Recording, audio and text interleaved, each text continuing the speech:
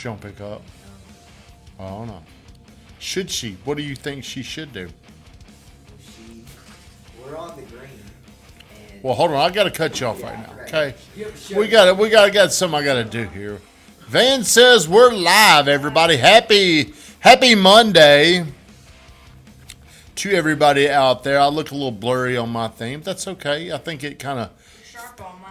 Okay. Well, eventually it gets there on mine. So, happy Monday. As always, we begin the morning grind. I ask you to like, comment, and share the stream. I'm going to do the same thing and share the stream myself.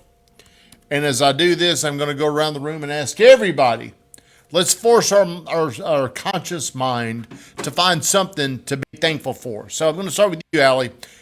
60 seconds of gratitude. What are you thankful for? I am thankful for my wonderful friends and sister and fiance for celebrating me on Saturday, and we had a great day. What did y'all do? We went to the pool and had a girls' day at the pool, and then met up with all of our husbands and fiancés and men, and went to Mexican Mi Patria that night. Is that good? I love Mi Patria. I've never. Is it better than Camino? Oh, way better. Whoa! Whoa! Yeah, and then we went back to my house and just had a good old time. Good. That's good. You, Little McFarland. I'd say I'm thankful for the rain outside. I like the rain. I like driving in the rain. You and Letzler, you can never be too thankful for the weather. Is he coming back in today? Who knows? I mean, I don't know what to think about that guy. But go ahead, Eli. What are you thankful for over there? I'm thankful I got to spend a lot of time with my grandfather yesterday. What'd y'all do? Manly stuff? Any manly stuff? Nah, I mean, we went to shop with my grandmother. So you and your grandfather got together and did some very women-like. Okay. All right, I'm thankful. Friday night, me and my wife went out with our neighbors, the Garners. We went to Five Senses. Fantastic. Then yesterday, I grilled. And I did. Good morning, Sam. Thank you for getting on here. I hope you're doing well also. But I did this for look who is back. The married man, Josh Letzler. What are you thankful for? Look, he's got a ring on. That's right. Man, you look so mature. Thank you. You're all grown up now. We missed you. Thank you. I didn't even really bother you while you were gone. Did you notice that? I did. Were you expecting me to call you? Yeah. Were you I really? was a little upset. You didn't call me. Well, I mean, I didn't do it for you. I did it for Jana. If you want me to be honest. I mean, because I'm sure she would not want me blowing you up on your little trip. What are you thankful for? I'm thankful I had a good 2 weeks. It's time to get back to it. That's right. Now it's time to be a provider. That's right. So let me tell y'all what I did before we get on with the real estate topic. Yesterday, I've got a Rectech. Do y'all know what a Rectech grill is? The type of grill you have. That's right. A Rectech is kind of like, I guess, a Traeger, but it's more like an easy bake oven. Remember, I don't know if y'all had these as kids. You got these things that are just so easy to use. A Rectech, I hit a button, I adjust the settings where I want to, and it's convection heat. Okay. It's not like a grill with a big flame. It's indirect heat, so it's hard to mess stuff up. So what I did now, my wife put this video out of me where I had the grill on fire. That burger was on. Now, the reason why that happens is grease goes down to this, it falls down and then it goes into this little grease trap. If I don't clean it enough, I don't clean it often, that it becomes like a volcano in there. Good. And I mean, it's like when you open that thing, there are just flames. It got up to 1,000 degrees. So yesterday what I did for the first time I've ever done this, I had a steak and I slow cooked this thing. Excuse me. Then I put a skillet, a black cast iron skillet in there, and I did a reverse sear. Now the problem is my grill, when I turned it all the way up to 500 degrees, the fire was starting again. So I had to immediately shut it down. So it wasn't a full reverse sear, but it was pretty good. So Me and my wife, we had steak, baked potato, and macaroni and cheese. That sounds good. Ooh, it was good. All right, moving along. The 3 most likely deal killers in real estate. I'm going to give you a little journey. Whenever a buyer and a seller meet, they go under contract. They're both happy. They both, at this point, have an expectation of an agreed price and a closing date. Neither one can see the bumpiness coming.